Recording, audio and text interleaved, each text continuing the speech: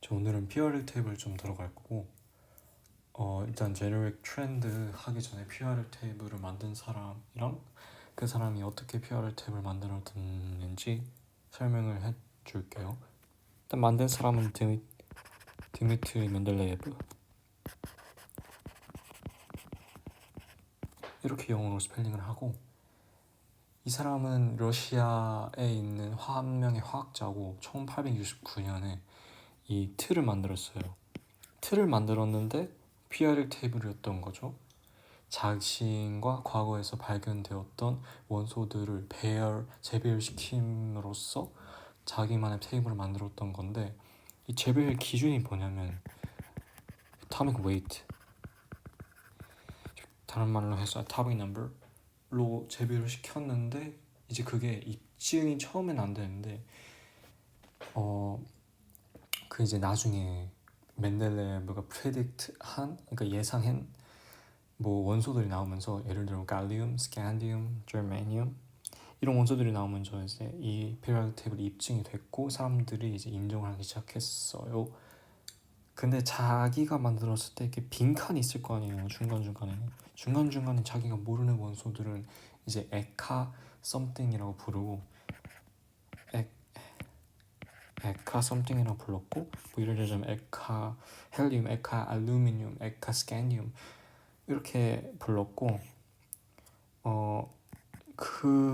이 사람을 기원으로 해서 지금 현대 퓨어럴 테이블 이렇게 만들어졌고, 이 그래프는 IB 케미스트리의 6번 그래프에 있는 퓨어럴 테이블이고, 저 오늘은 이제 제너릭 트렌드부터 한번 배워볼 거예요.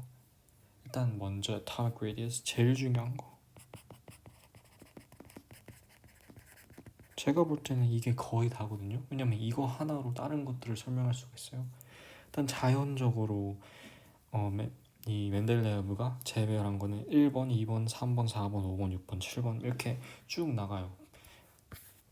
이게 이거고, 이거는 프로톤의 개수, 그리고 엘리멘트 이름 있고 relative atomic mass, 이거는 이제 단위가 그램/몰.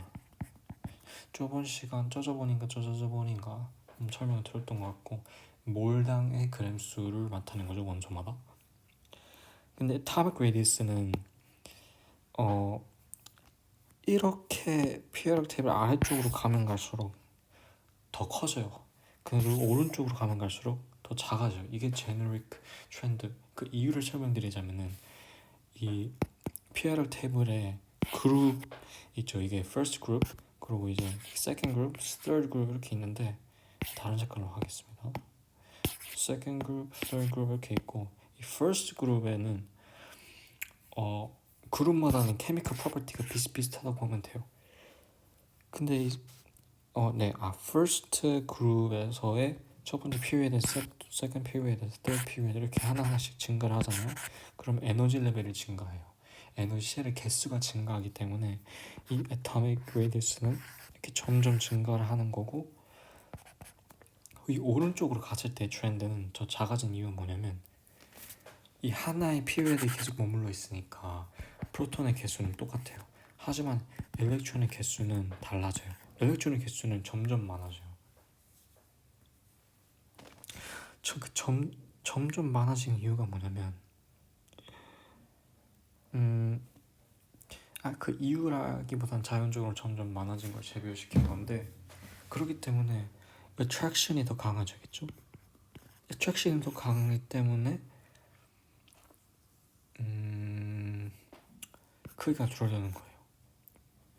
일렉트론의 개수가, 만약에 프로톤이 이렇게 하나 있고 일렉트론이 하나가 있어, 이것보다는 프로톤이 하나가 있고 일렉트론이 두 개가 있는 게 좀 더 강하게 끌리겠죠. 그래서 점점 크기가 줄어드는 거예요, 오른쪽으로 갈수록.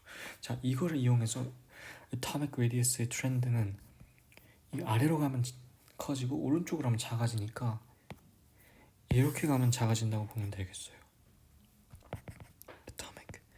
atomic radius decrease. 두 번째 트렌드, ionization energy.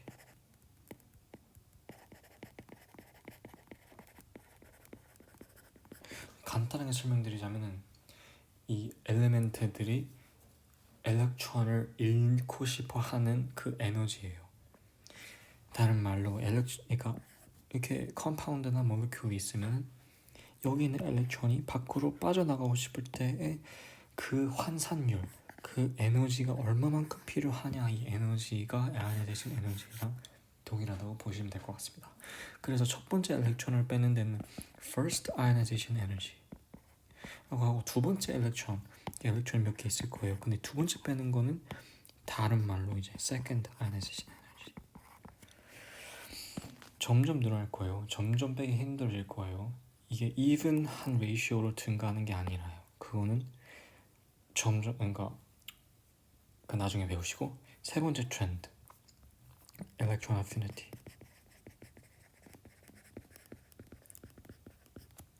이거는 이제 에너지인데 아이오나이제이션 에너지 반대라고 보시면 돼요. 이 몰레큘들이 얼마나 엘렉트론들을 선호하냐 해가지고 그 엘렉트론들을 끌어모으는 그 에너지 양을 electron affinity라고 합니다. 이 엘렉트론이 들어오려면은 뭐가 빠져나가야 돼요? 에너지가 빠져나가야 돼요. 에너지가 빠져나가야 돼요. 여기서. 왜냐면은 이게 들어오면은 점점 스테이블한 상태를 요구하겠죠. 왜냐면 하나의 엘렉트론이 더 들어갔으니까, 엘렉트론의 개수는 많아졌으니까 점점 불안정하는데, 그거를 이제 자연적으로 에너지의 형태 균형을 맞추려면 에너지를 밖으로 빼야 그 엘렉트론들을 안으로 들어오게 만들 수 있다는 게 자연의 섭리입니다. 자, 네 번째 트렌드. 이건 electron affinity랑 비슷해요. electronegativity.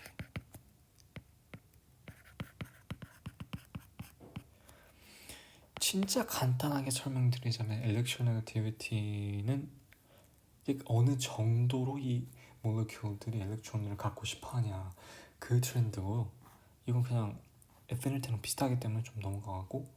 metallic character, 이게 좀 새로운 거예요. 이게 뭐냐면 이쪽에 있는 거는 메탈릭하고 이쪽에 있는 건 non-metallic하다는 거예요.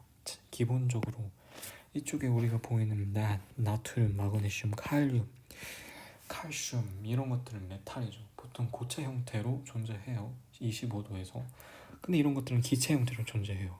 그 이유가 뭐냐? 밸런스 엘렉트론이 한두 세 개 있는 것 애들은 그 엘렉트론들을 잃고 싶어 하기 때문에 에너지를 더 많이 얻고 싶어 해요. 근데 이쪽에 있는 애들은 밸런스 엘렉트론이 뭐 5개, 6개, 7개 이 정도 있으니까 엘렉트론을 더 얻는 게 옥텟, 밸런스 엘렉트론이 8개가 되는 게 더 빠르니까 얘네들은 에너지를 잃고 엘렉트론들을 얻고 싶어하는 애들이라서 가스 스테이트에 존재해요.